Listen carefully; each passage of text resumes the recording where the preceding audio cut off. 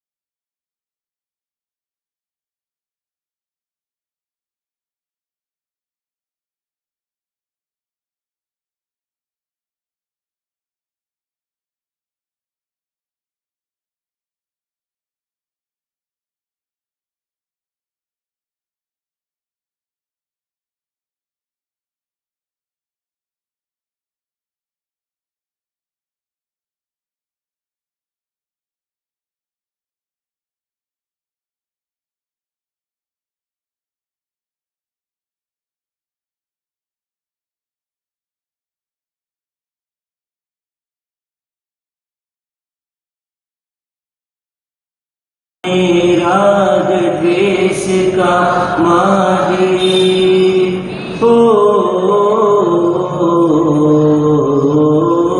जिसने राग द्वेष का माही जीते सब जग जान लिया, जीते सब जग जान लिया। सब जीवों को मोक्ष मार्ग का निष्प्रिय को उपदेश दिया, निष्प्रिय को उपदेश दिया। गोतवीर जिन हरिहर ब्रह्मा, गोतवीर जिन हरिहर ब्रह्मा, याचनेन्द्रिया हो अवतार।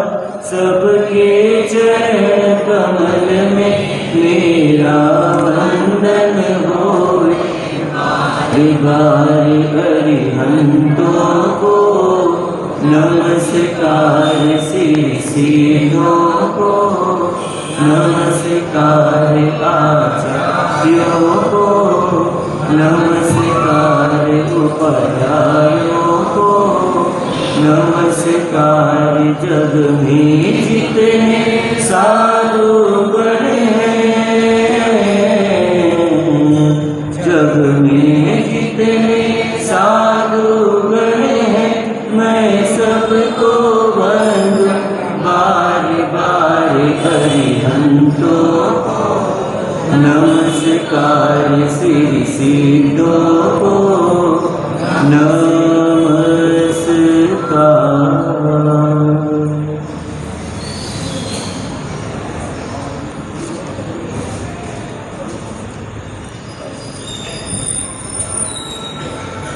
प्रतिमा प्रशांत मनोज्ञ मुद्रा वाणी विश्व विकासिनी नयना है जिसके निर्विकारी मूर्ति मोह विनाशिनी प्रभु दर्श दुख दुरितापहारी वंदना वांछित करो ऐसे प्रभु श्री नेमि जिनको भाव से वंदन करो ऐसे प्रभु श्री नेमि जिनको भाव से वंदन करो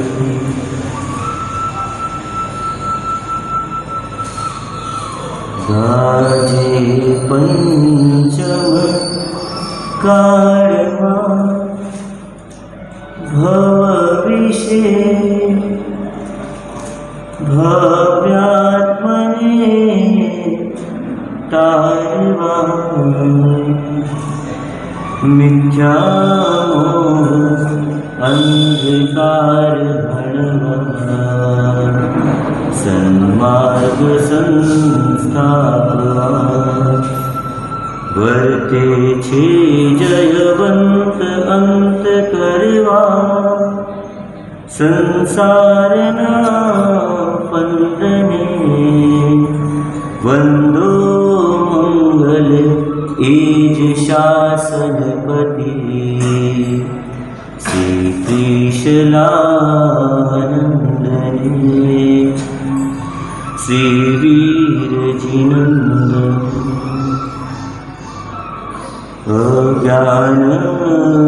अज्ञानतिमिरान्धाना ज्ञानाञ्जनशलाकया चक्षुरुन्मीलितं येन तस्मै श्रीगुरुवे नमः तस्मै श्रीगुरुवे नमः।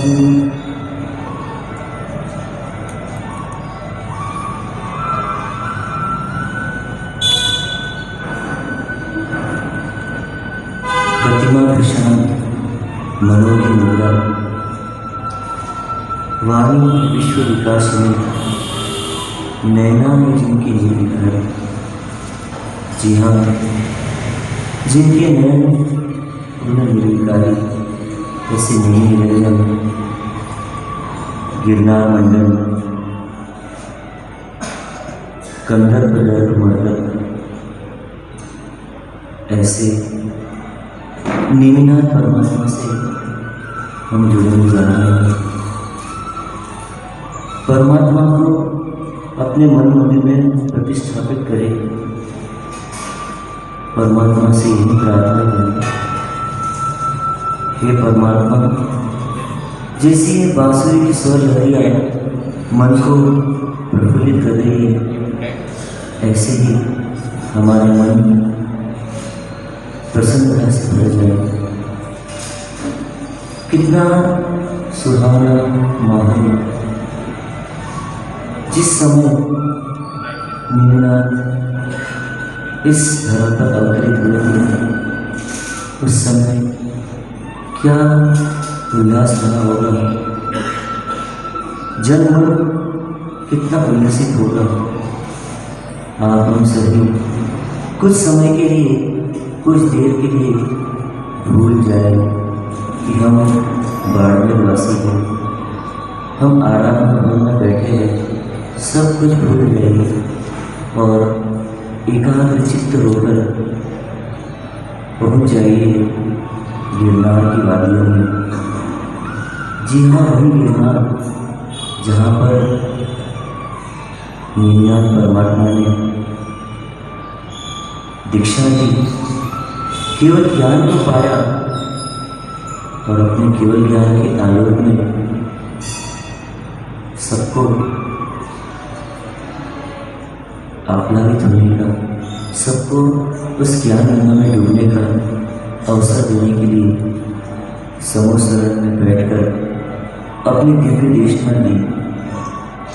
आज भी सहसा का वह समोसरण मंदिर परमात्मा के भव्य दिव्य अलौकिक स्वरूप का मानव बखान कर रहा है।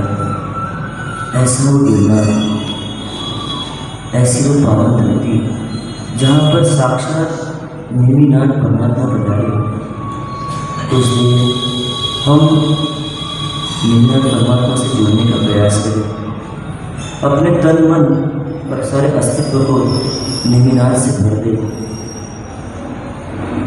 सब कुछ भूल जाए, हम कहाँ पर हैं, हम कौन हैं, सब कुछ भूलकर मात्र नेमिनाथ ही हमारे रोग में बस जाए।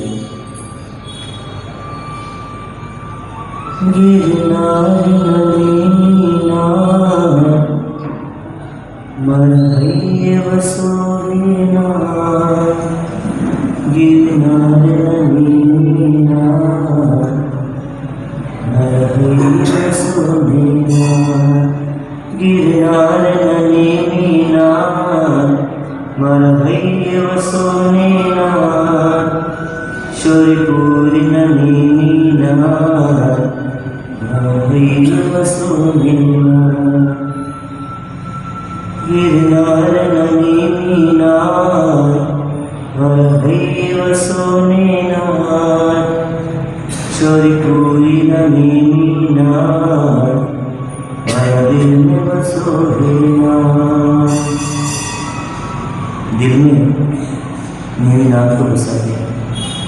होठों से मात्र एक ही नाद निकले, जय जय जय श्री नेमिनाथ, प्रणवकार झुकाऊं मैं माथा, जय जय जय श्री नेमिनाथ, प्रणवकार झुकाऊं मैं माथा, जय जय जय श्री नेमिनाथ, प्रणवकार झुकाऊं मैं माथा, जय जय जय श्री नेमिनाथ, प्रणवकार झुकाऊं मैं माथा।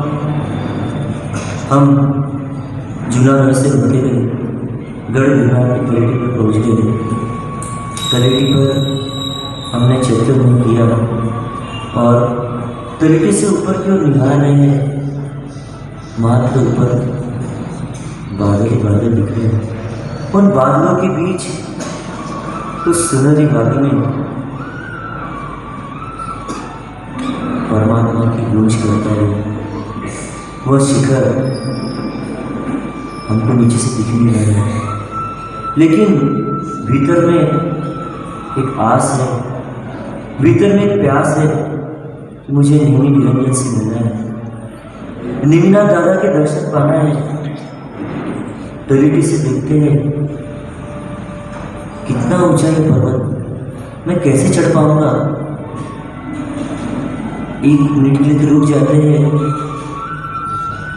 भीतर से भय लगता है, क्या मैं चढ़ पाऊंगा, कैसे चढ़ पाऊंगा, मैं कैसे जा पाऊंगा गिरनार। लेकिन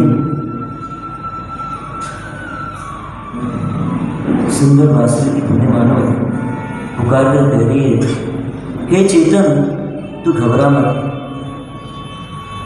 तू अवश्य अपने निरंजन के पास पहुंच जाएगा। थोड़ा पुरुषार्थ कर, 2 कदम तो आगे बढ़ा, दादा स्वयं हाथ पकड़कर तुझे ऊपर ले जाएंगे, तू घबराता क्यों है।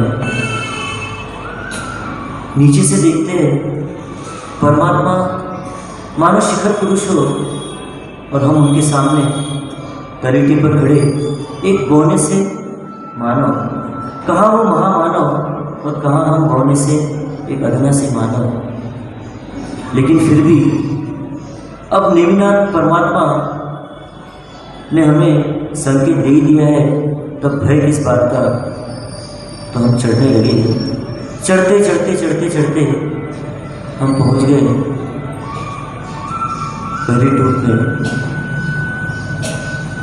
और पहली ट्यूब में पहुंचकर अब इंतज़ार नहीं करना है, तुरंत पहुंच गए दादा के दरबार में।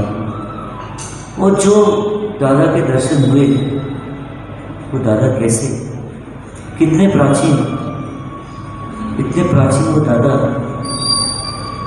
अद्भुत परमात्मा का बिंब।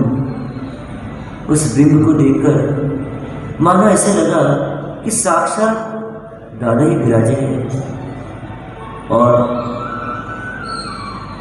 उनके दर्शन कर मन प्रफुल्लित हो गया। आंखों से आनंद के अश्रु की धारा बह रही है। स्तुति हम कर रहे हैं, बार बार दादा को निहार रहे हैं, उनकी परमता को निहार रहे हैं, और अपनी पामरता का बोध हमको हो रहा है कि हम कितने पामर, और ये परमात्मा कैसे परम, जिन्होंने चरम स्थान को प्राप्त कर लिया। ऐसे ही दादा देखती रह गए, अपलक निहारने लगे, पद्मासनस्थ होकर ध्यान में बैठ गए कि परमात्मा पूजा तो मैं करूँगा, पर पहले आपके इस सुंदर मुखाकृति के दर्शन तो कर लूँ, अपने नयनों को तृप्त तो कर लूँ। कितने सुंदर, कितने भव्य, जैसे आप हो वैसे ही आपका भव्य दिव्य जीवन भी है।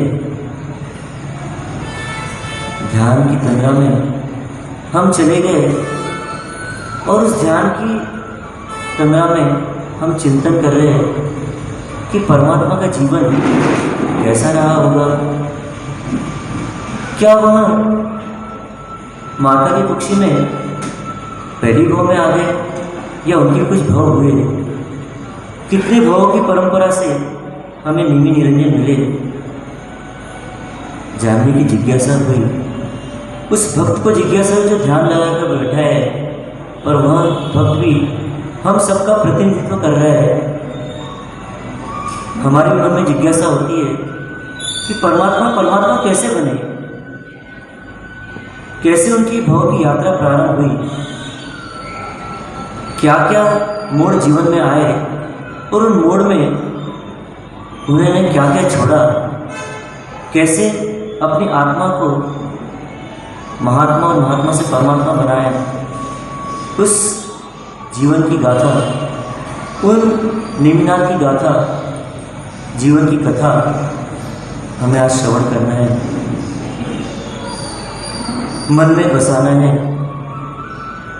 बीच बीच में आँख बंद कर आप गिरनार स्थित नेमिनाथ दादा के सामने बैठे हैं, ऐसी कल्पना करते जाना। आपको वास्तव में ऐसा लगेगा कि हम बाड़मेर में नहीं, हम गिरनार में बैठे हैं, और गिरनार में प्रतिमा के सामने नहीं, साक्षात नेमिनाथ दादा के सामने बैठे हैं, और वो हमसे मानो बात कर रहे हो। ऐसा आपको आभास होगा। उस भक्त की भी भावना हुई, हे दादा, मुझे आपके भव्य जीवन को जानना है, मुझे पहचानना है, आप कैसे आगे बढ़े। वह परमात्मा से मानो जिद कर रहा है कि परमात्मा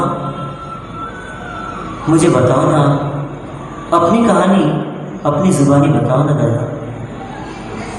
दादा कुछ बोल नहीं रहे हैं। भक्त बार बार पुकार कर रहे हैं कि दादा अब तो बोलिए, अब तो मेरी जिज्ञासा का समाधान करिए। परमात्मा मानो निर्निमेष उसकी ओर देख रहे हैं, उसके भोलेपन को ताक रहे हैं, और परमात्मा शांत है। अचानक उनका जो लांछन है, कौन सा लांछन है निमिनाथ भगवान का? शंख। मानो वह शंख कुछ बोलना चाह रहा है, ऐसा उस भक्त को आभास होता है। वो शंख कुछ कहना चाह रहा है। वो शंख क्या कहना चाह रहा है? दादा की बात शायद रखना चाह रहा है, उस भक्त ने अपनी नज़र उस शंख पर केंद्रित कर दी। अब शंख शायद कुछ बोलेगा और वो शंख मानो बोलने लगा कि हे वत्स, हे भक्त हृदय, मैं सुनाऊंगा तुम्हें नेमि निरंजन की कथा। मैं सुनाऊंगा तुम्हें उनके भव्य जीवन की गाथा। बस तुम ध्यान से श्रवण करना। जैसे कि सभी जीवों का होता है, वो शंख कह रहा है, शंख की बात हम सुन रहे हैं, ऐसी कल्पना करें। और उस शंख के साथ में बांसुरी भी मिल गई और शंख तो कहानी बताया है और उसकी कहानी को बांसुरी उसकी पूर्ति कर रही है। मानो ऐसा हम आभास करें, ऐसा चिंतन करें कि शंख बोलता जा रहा है और उसके साथ में बांसुरी इसको साथ देती जा रही है। अब नेमिनाथ परमात्मा के जीवन की गाथा वो शंख बता रहा है, मैं मात्र माध्यम बन रहा हूँ। वो शंख कहता है, हे जीव, निगोज से हमारी यात्रा प्रारंभ होती है। नेमिनाथ की यात्रा भी ऐसे ही निगोज से प्रारंभ हुई। अनंत काल तक उस आत्मा ने प्रतीक्षा की, कब मेरा नंबर आएगा, कब मुझे बाहर की दुनिया के दर्शन होंगे। लेकिन मानव को इतना सुलभ नहीं। कवि कहते हैं, 12 भावना के माध्यम से कवि कहते हैं, दुर्लभ है निगोद से थावर, अरुत्रस गति पानी, नर काया को सुरपति तर से, सुदुर्लभ जान प्राणी।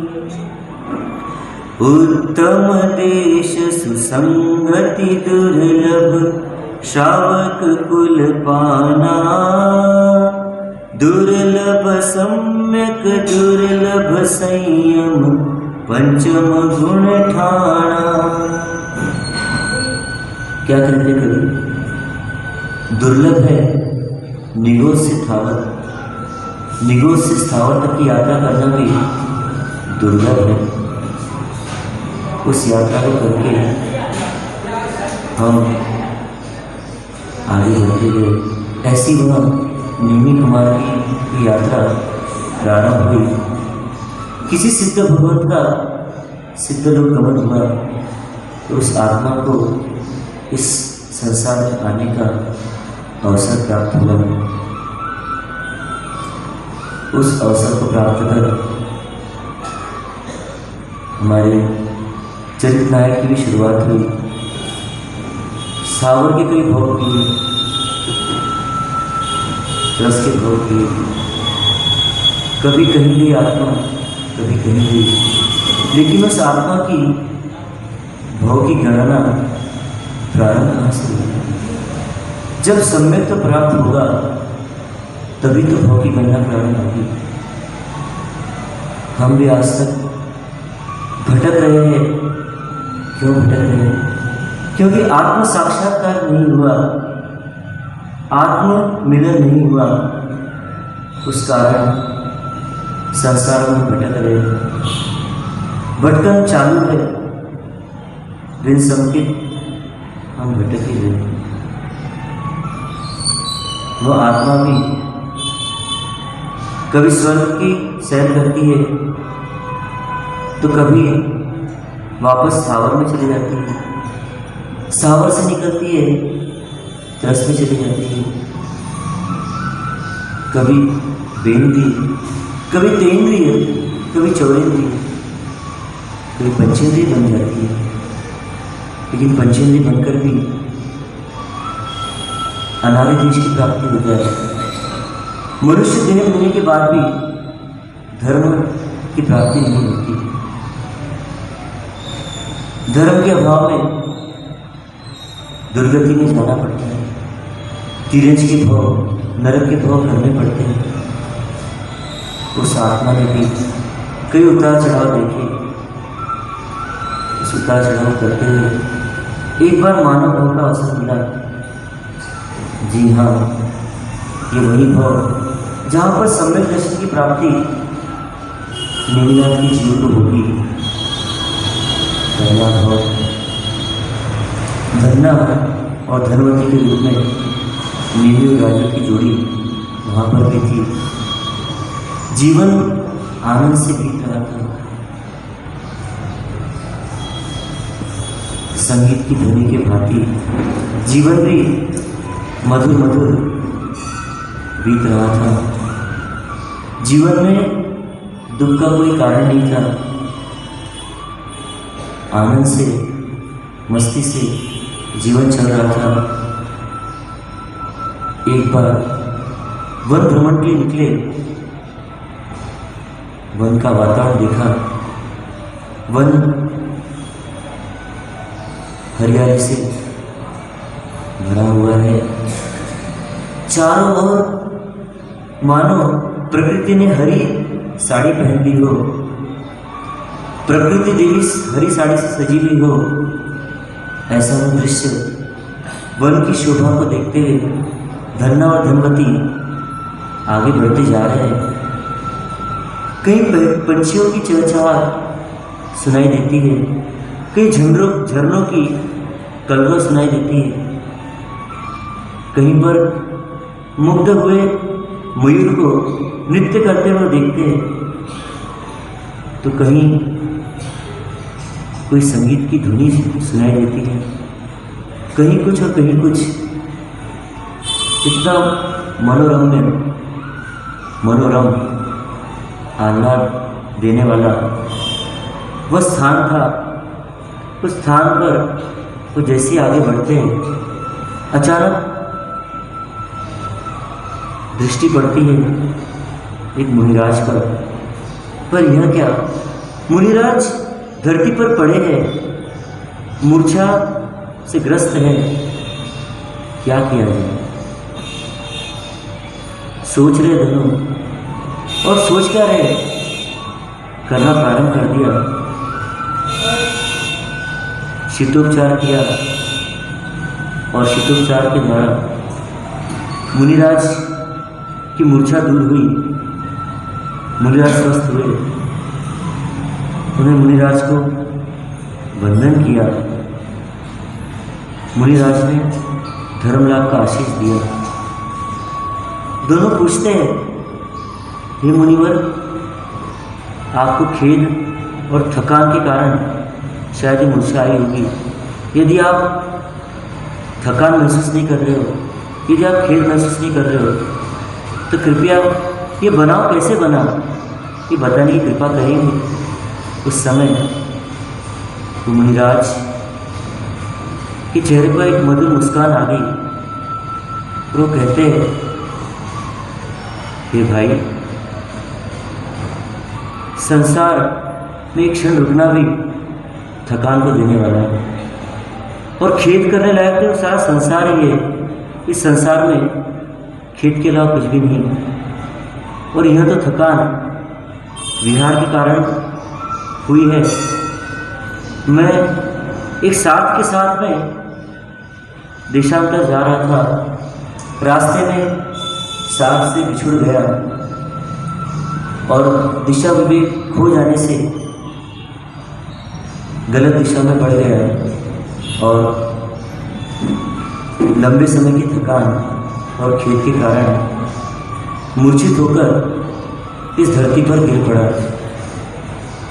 और आपने मुझे इस निद्रा से जगा दिया। मैं भटक गया था, आपने मुझे सहारा दे दिया। धन्ना कहता है, गुरुवर आप कैसी बात कर रहे हैं? भटके आप नहीं, भटके तो हम हैं। भव से भटकते आ रहे हैं। आप यदि स्वस्थता महसूस करते हो तो हमें धर्म का बोध दे। तब फिर मुनि, जिनका नाम मुनि चंद्र था, वह अपनी धर्म देशना से उन्हें कुछ बोध देते हैं। वो कहते हैं, धर्म का स्वरूप जानो। धर्म जीवन जीने की कला है। धर्म पतित को थाम लेता है, गिरने से बचा लेता है। धर्म हमें अनुशासन सिखाता है। धर्म हमें सद्विवेक देता है। धर्म हमें करणीय और अकरणीय का भेद बताता है। तो इस धर्म को पाने के लिए हमें स्वयं को जानना होगा, स्वयं को पहचानना होगा कि मैं कौन हूँ। जब तक निज को नहीं जानेंगे तब तक धर्म भीतर प्रवेश नहीं करेगा। धर्म का यदि प्रवेश कराना हो तो निज को जानना जरूरी है।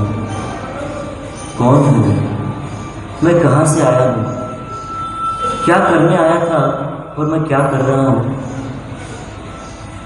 संसार में मुझे तिरने का मार्ग ढूंढना है। तो तिरने का मार्ग क्या है?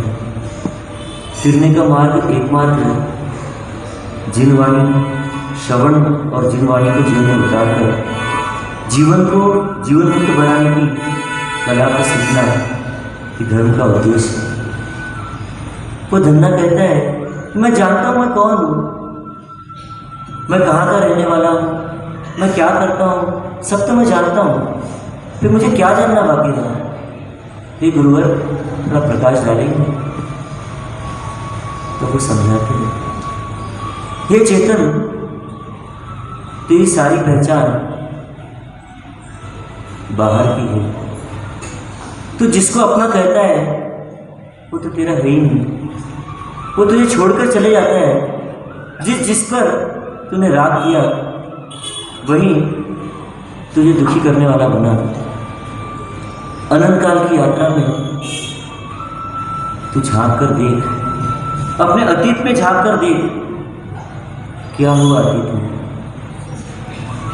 मोह किया, संसार बसाया, हर भाव में जहां पर भी गया उस भाव के अनुसार भाव हो गए।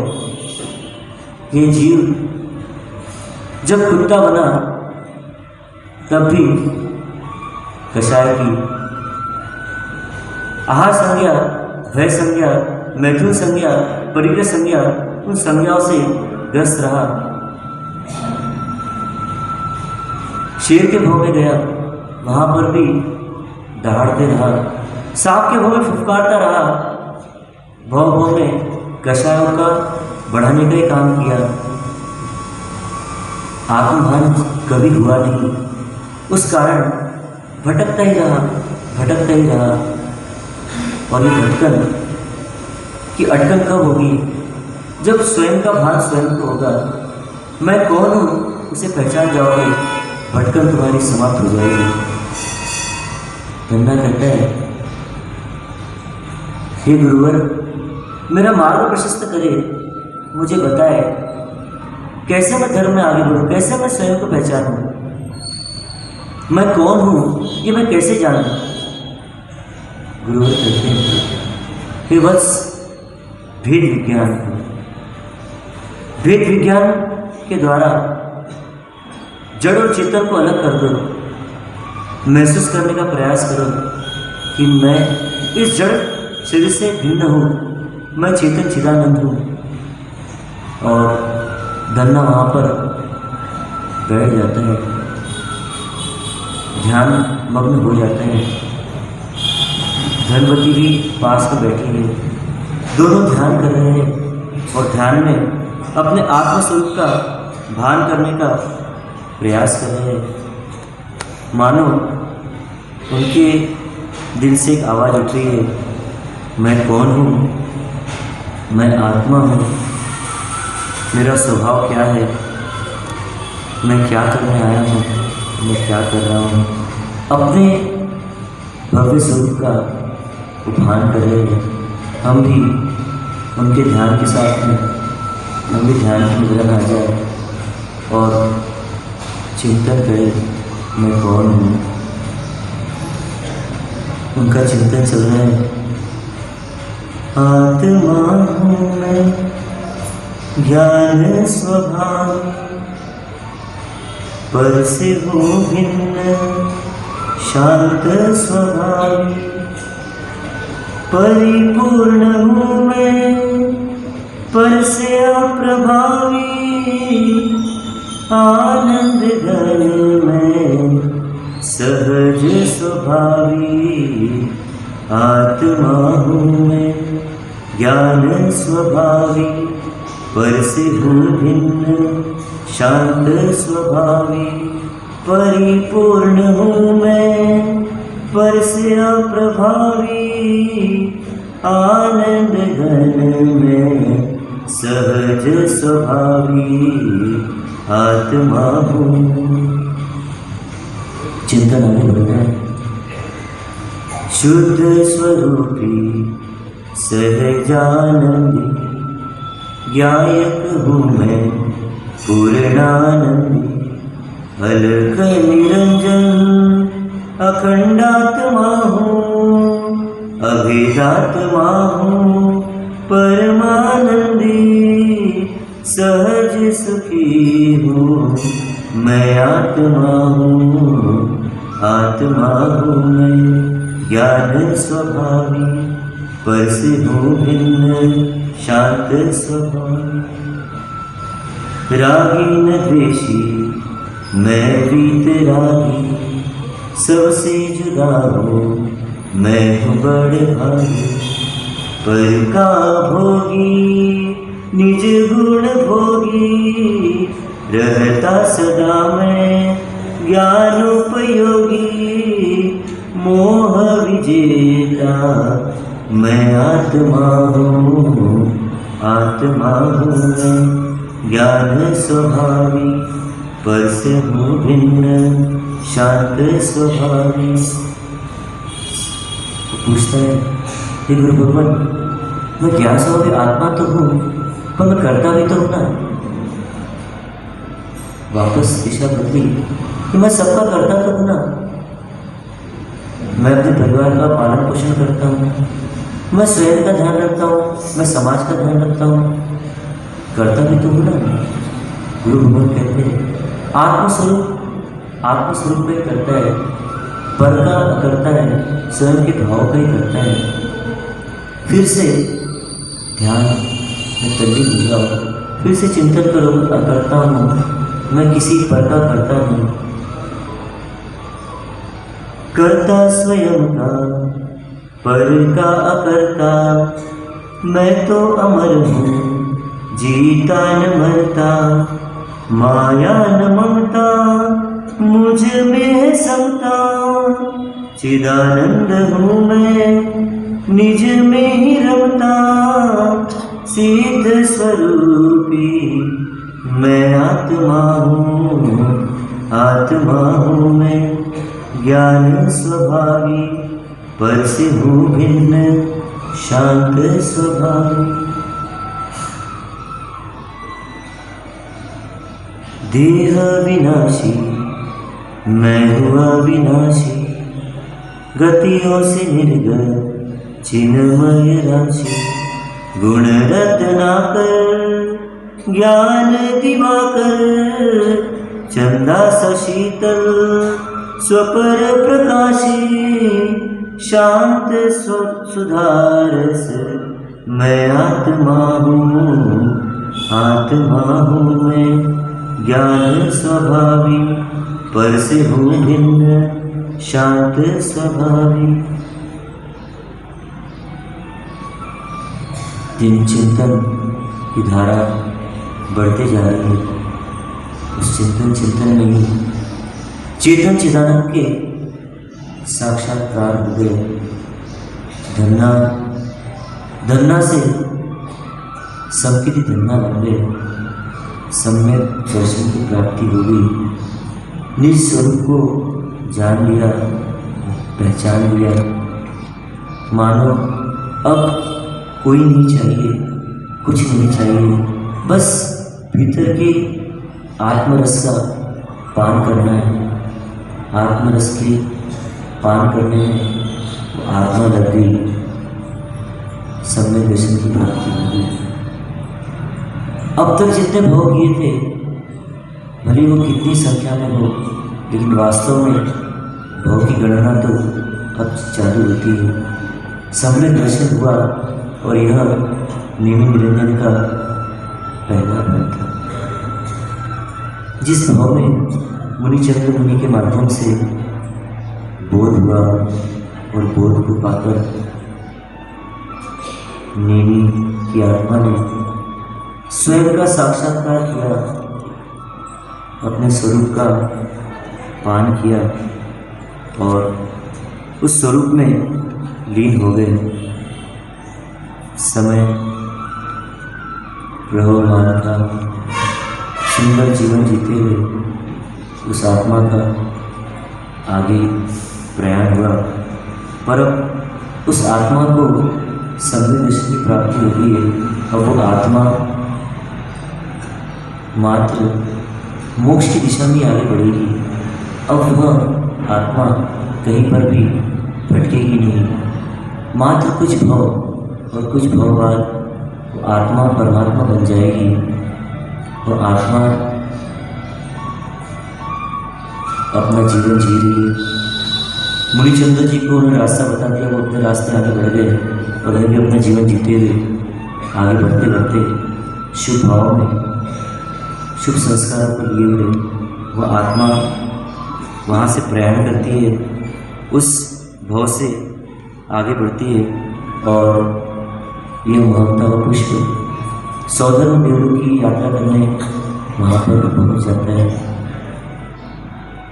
सौधर्म देवलोक में रहकर यह आत्मा अपना जीवन आनंद से प्रसार कर रही है। सुख शैया में आनंद लहरियों में जीवन बीत रहा है, पर सम्यक दृष्टि आत्मा है, आत्मबोध भी साथ में है। इसलिए उस राग रंग की दुनिया में फंसते नहीं, अपने आप को निष्कलंक रख पाते हैं और सुंदर जीवन चल रहा है। वह जीवन जीते जीते काल अपना काम कर रहे हैं, वहाँ से उस आत्मा का प्रयाण होता है और तीसरे भाव में विद्याधर के रूप में उनको जन्म प्राप्त होता है। चित्रगति विद्याधर का भाव होता है। उस भाव में सुंदर जीवन चल रहा है। समय आने पर जीवन में सत्कार्य मिलते हैं और ऐसे जीवन को जीते हुए आगे बढ़ते रहे।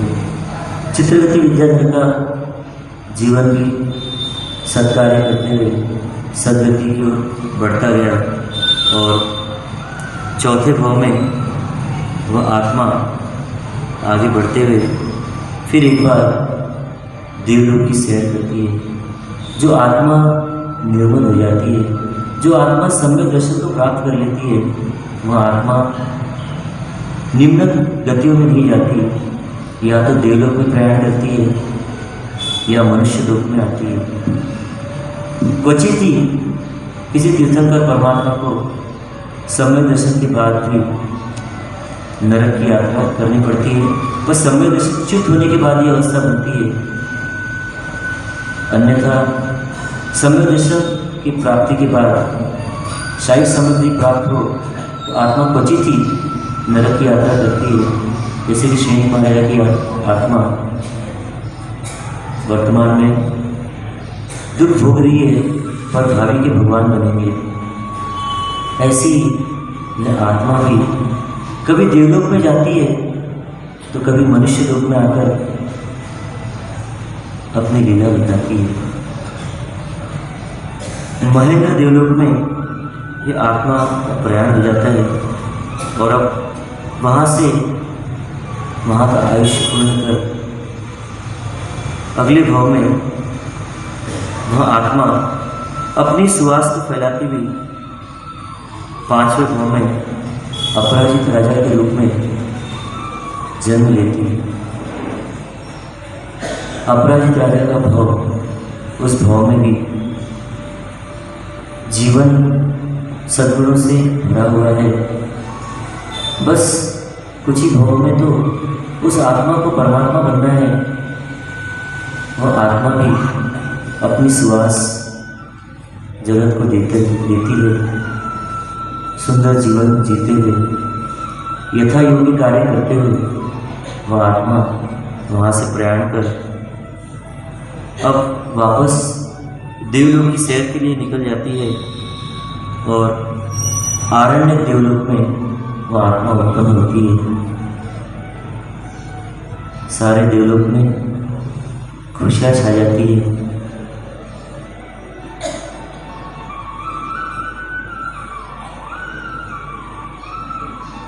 आनंद की लहरियाँ देवलोक में गूंज उठती है और वह आत्मा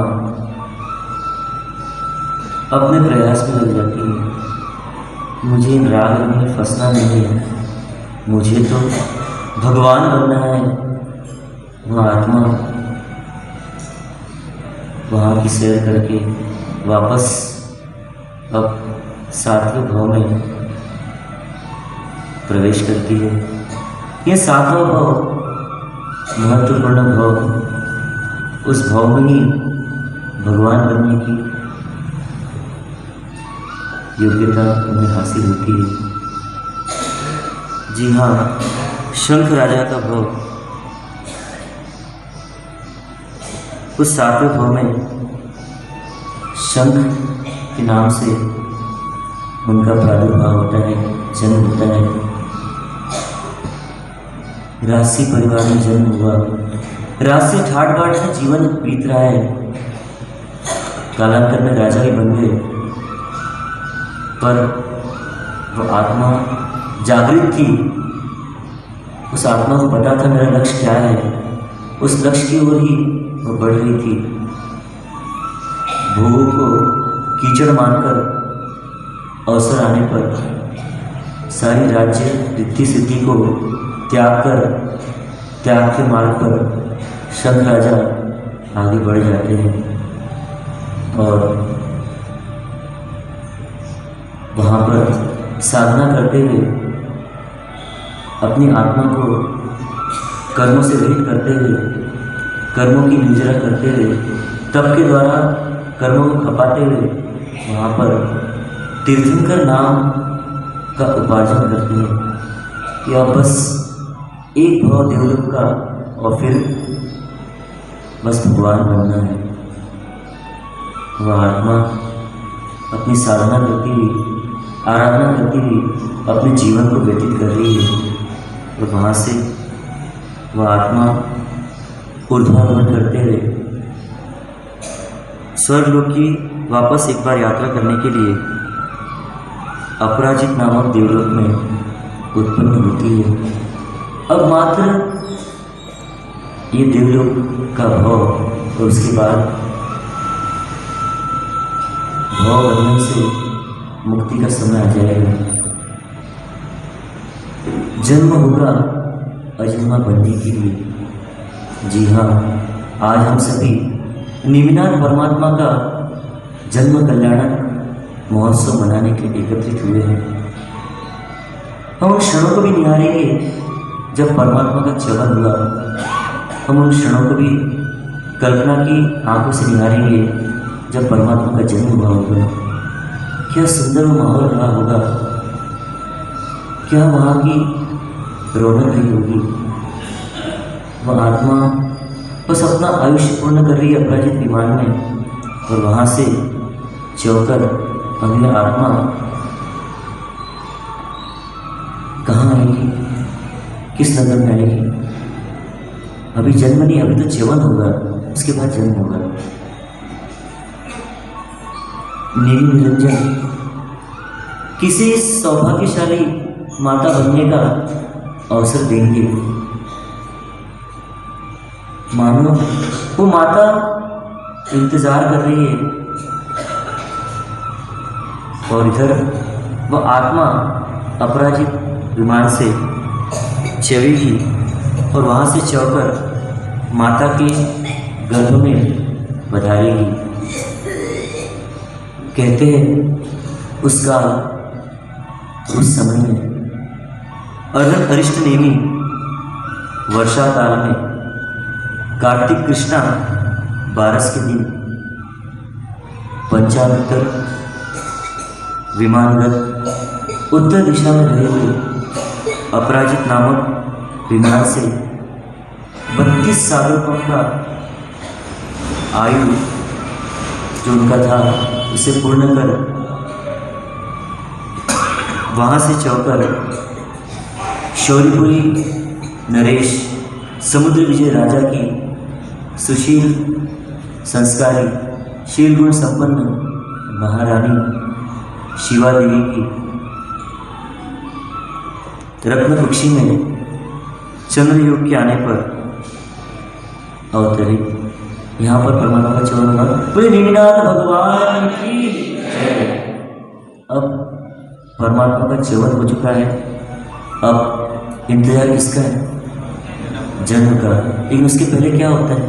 जैसे ही परमात्मा माता के गर्भ में पधारे, माता ने शुभ मंगलकारी प्रभावशाली ऐसे 14 महास्वप्न देखे। अपनी सुख शैया पर माता जी शयन कर रहे और उस सुख शैया में लेटे लेटे अर्ध जागृत अवस्था में उन्होंने 14 स्वप्न देखे और उन स्वप्नों को देखकर वे जागृत होती है। जागृत होकर जो स्वप्न देखे हैं उन्हें अपने मन में धारण करती है और धारण कर अपने प्राणनाथ, अपने स्वामी समुद्र विजय के कक्ष में जाकर विनयपूर्वक उन्हें अपने स्वप्नों के बारे में बताती है।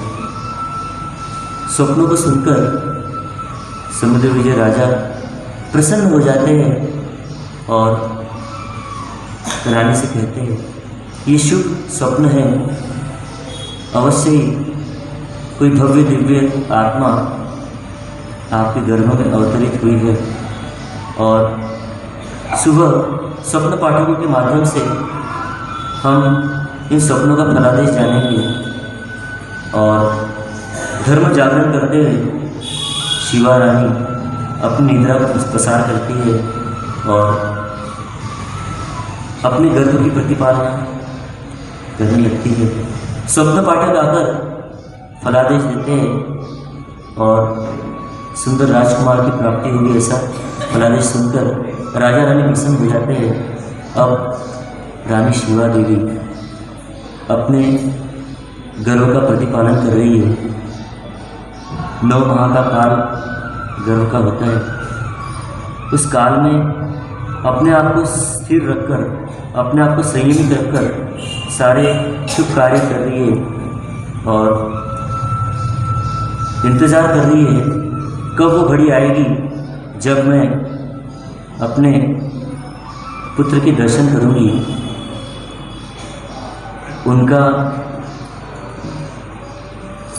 उनका जीवन आनंद से व्यतीत हो रहा है। घड़ी की टिक टिक चल रही है, समय पंख लगाकर उड़ रहा है और वह अपना जीवन बिता रही है। जीवन में कोई शोक नहीं, जीवन में कोई रोग नहीं, मात्र आनंद आनंद आनंद ही है। ऐसे आनंद के साथ वह अपना जीवन व्यतीत कर रही है। अब उन्हें इंतज़ार है, हमें भी इंतज़ार है कब हमारे परमात्मा के दर्शन हमको होंगे, कब जन्म होगा और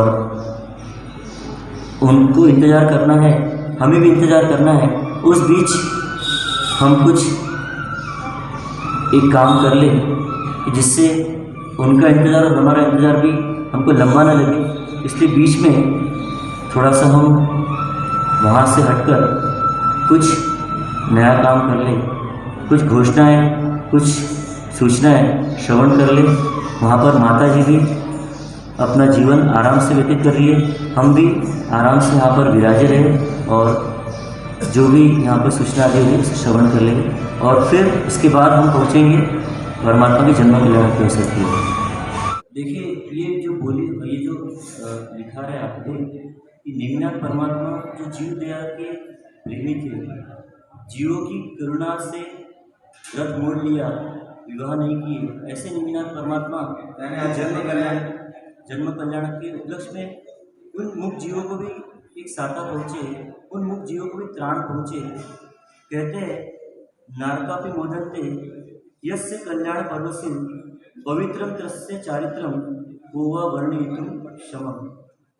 यानी कहते हैं नारकियों को भी क्षण मात्र के लिए आनंद की प्राप्ति होती है। जब परमात्मा का जन्म आदि कल्याणक होते हैं, उस समय उन कल्याणकों के कारण उन जो सतत दुख और पीड़ा संताप भुगत रहे, ऐसे नारकियों को भी क्षण मात्र के लिए आनंद की प्राप्ति होती है। ऐसा यह कल्याणक जन्म कल्याणक हम अब कुछ ही क्षणों में देखने जा रहे हैं। और इंतज़ार की घड़ियाँ बहुत लंबी लगती है। इंतज़ार करते हुए लगता है कब होगा, कैसे होगा, कब होगा, कैसे होगा, हमको बार बार लगता है। और मानो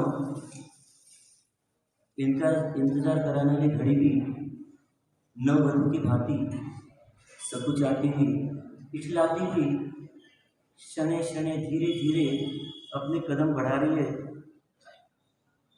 धीमे धीमे हौले हौले कदमों से वो आगे बढ़ती है।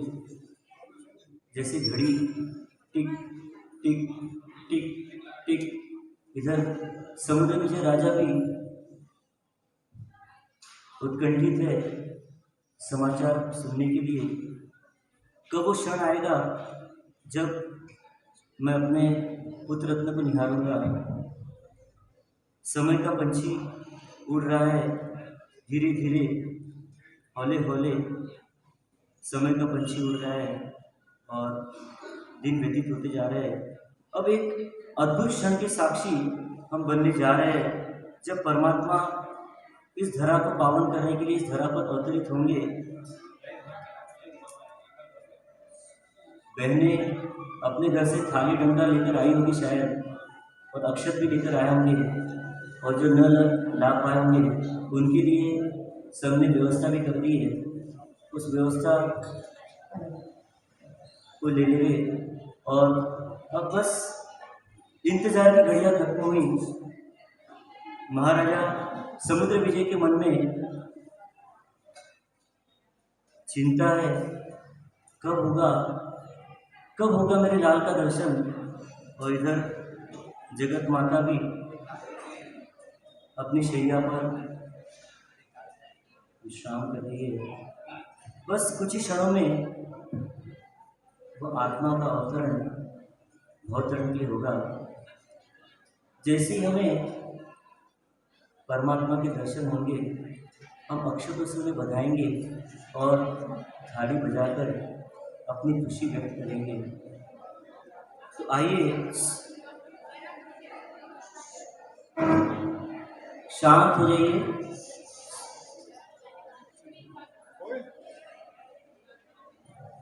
बहनों से निवेदन है, विवेक का परिचय दें और बिल्कुल मौन से बैठे, कोई हलचल नहीं करें। आज परमात्मा का जन्म कल्याणक मनाने जा रहे हैं। आपस में बातचीत तो रोज करते ही हैं, कृपया मौन हो जाए। सभी सावधान हैं। शंख वाला शंख लेकर सावधान है। बंसुरी अपनी बंसुरी बजा रही है और सभी अपने अपने कार्य के लिए सज्ज होकर उपस्थित है। अब इंतजार है बस परमात्मा के आने का। वो क्षण आएगा जब हम अपने परमात्मा को अपने करीब पाएंगे, करीब से देखेंगे अपने परमात्मा को, नेमि निरंजन को। जय जय श्री, जय जय श्री, जय जय श्री, जय जय श्री, जय जय श्री, जय जय श्री। मेरे मन में, सबके मन में, सबके मन में, सबके दिल में जय जय श्री, जय जय श्री, जय जय श्री, जय जय श्री। बस इंतजार की घड़ियां खत्म हुई। अब कृपया शांति बनाए रखें। पीछे बिल्कुल हलचल नहीं। जिनको भी अब लिखाना है अपना नाम बाद में लिखा देना पीढ़ी पर। अब बिल्कुल शांत। परमात्मा के जन्म का वाचन अब प्रारंभ होने जा रहा है। चंद क्षणों में परमात्मा प्रकट होने वाले हैं, परमात्मा का जन्म होने वाला है।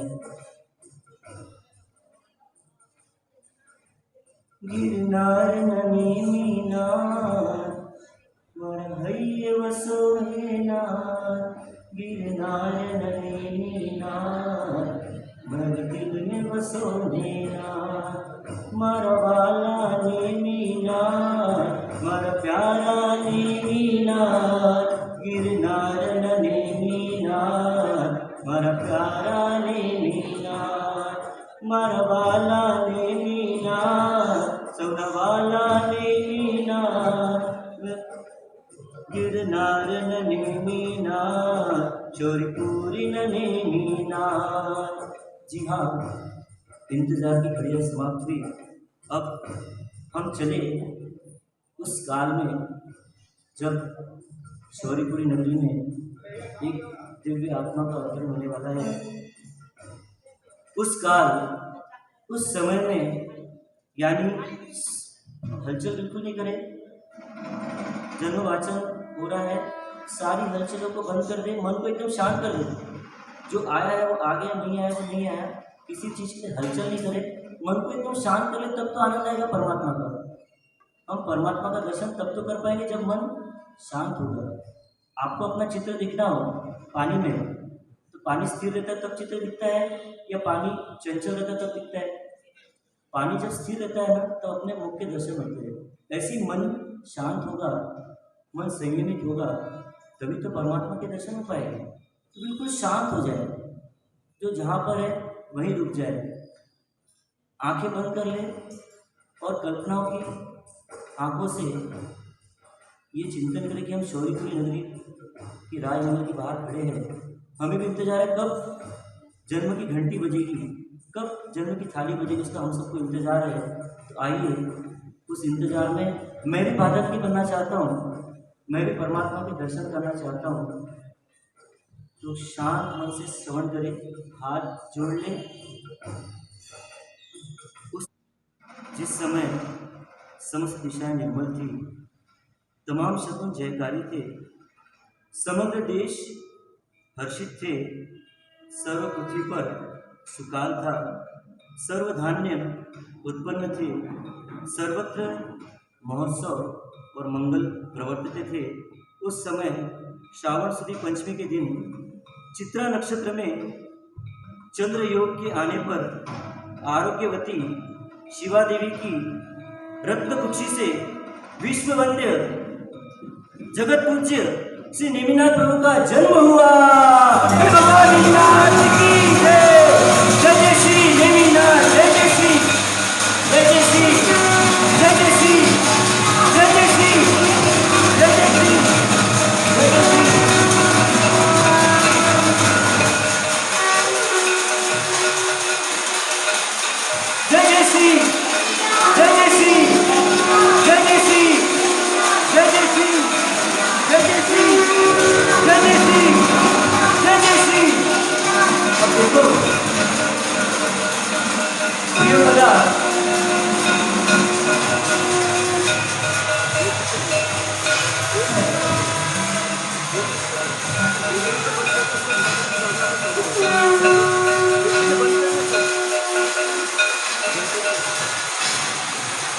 अब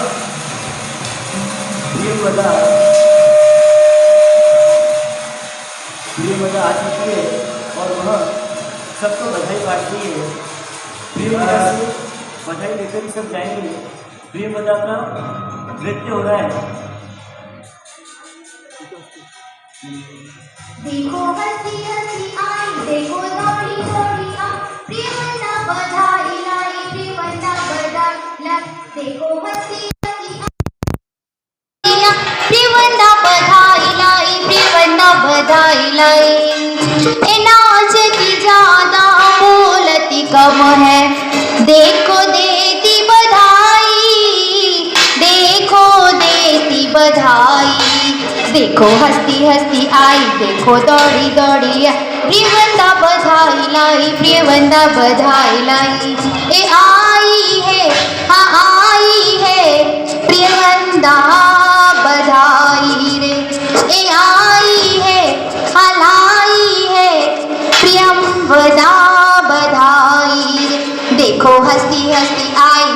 दौड़ी दौड़ी आई प्रियवंदा बधाई लाई प्रियवंदा बधाई लाई ये आई है आई है। बधाई दीदी, किसकी बधाई दी है? क्या हुआ है शौर्यपुरी में? जन्म का गीत भी हम श्रवण कर लें और उस गीत के साथ में जिनको भक्ति करनी, नृत्य भक्ति करनी और नृत्य भक्ति भी करेंगे। परमात्मा का जन्म हम मनाएंगे। वापस अपने थाली ढंग के धीरे धीरे बजाना चालू कर दें और इधर जन्म का गीत भी चालू कर दें। बजे शौर्यपुर में बधाई, बजे शौर्यपुर में बधाई की नगरी में नेम जन्मे, की नगरी में नेम जन्मे हाँ नेम जी। बजे शौर्यपुर में बधाई, बजे शौर्यपुर में बधाई की नगरी में नेम जन्मे, की नगरी में नेम जन्मे हाँ नेम जी। जागे भाग्य जागे भाग्य शिवा मात की त्रिभुवन के नाथ जन्मे, की त्रिभुवन के नाथ जन्मे हाँ नेम जी। हो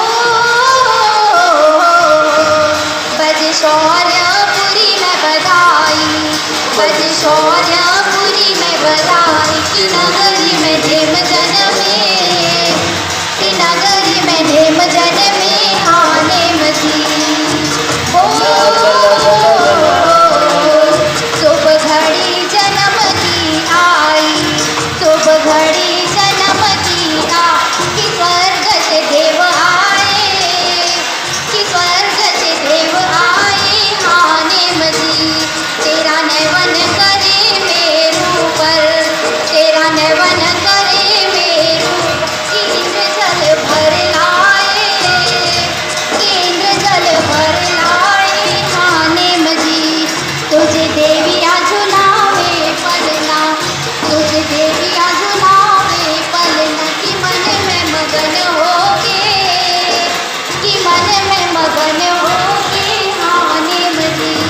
तेरे पलने में हीरे मोती, तेरे पलने में हीरे मोती कि तुझे चांद छिप जाए, कि तुझे चांद छिप जाए हाँ नेम जी।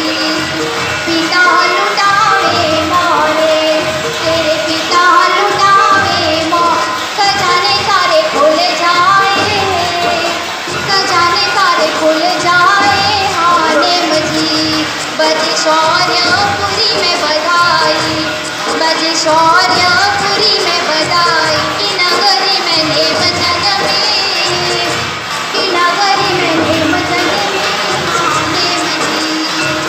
झीनो झीनो झीनो झीनो झीनो झीनो झीनो झीनो झीनो उड़े रे गुलाल शौर्यपुरी नगरी में, झीनो झीनो उड़े रे गुलाल बाण मेरे नगरी में, बाण मेरे नगरी बड़ी पुण्यशाली, बाण मेरे नगरी बड़ी भाग्यशाली।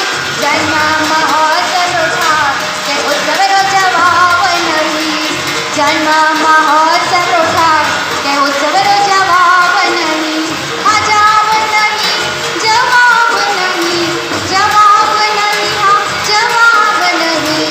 झीनो झीनो झीनो झीनो झीनो झीनो उड़े रे गुलाल के उस नगरी में, झीनो झीनो उड़े रे गुलाल आरस भवन में। बोले निमिनाथ भगवान की। जय। क्या महसूस हो रहा है आपको? कहाँ पर है आप लोग? बाड़मेर में है या शौर्यपुर पहुँच गए? शौर्यपुर पहुँच गए सब लोग?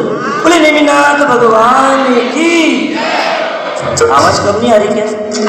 बोले निमिनाथ भगवान की जय हो, बोले निमिनाथ भगवान की जय हो। देखिए इतने शॉर्ट पीरियड में और इतने शॉर्ट सीन में आपने जो उत्साहपूर्वक जन्म मनाया उसकी बहुत बहुत बधाई है। परमात्मा निमिनाथ जन्म कल्याण की बहुत बहुत सबको बधाई है। आपको आनंद आया या नहीं आया? आया। आपको आनंद आया या नहीं आया? थोड़ा आया? पूरा। कि बहुत आया? बहुत। बहुत आया कि बहुत बहुत आया? बहुत बहुत। एक बार जोर से जयकारा बोले निमिनाथ भगवान की।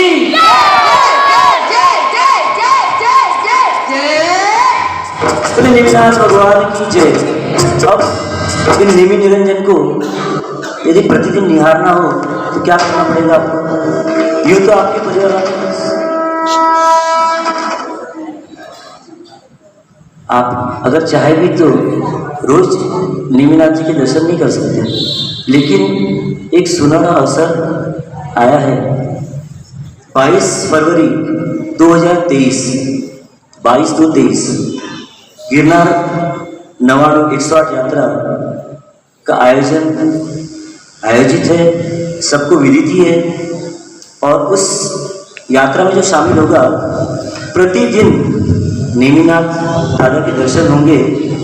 जो उत्साह आज आपके दिलों में था, जो आपके मन में उत्साह था, वो उत्साह द्विगुणित, चतुर्गुणित, सहस्त्रगुणित हो जाएगा जब साक्षात नेमि निरंजन को आप निहारोगे उन सुंदर वादियों में, जहाँ पर जादुई माहौल होता है।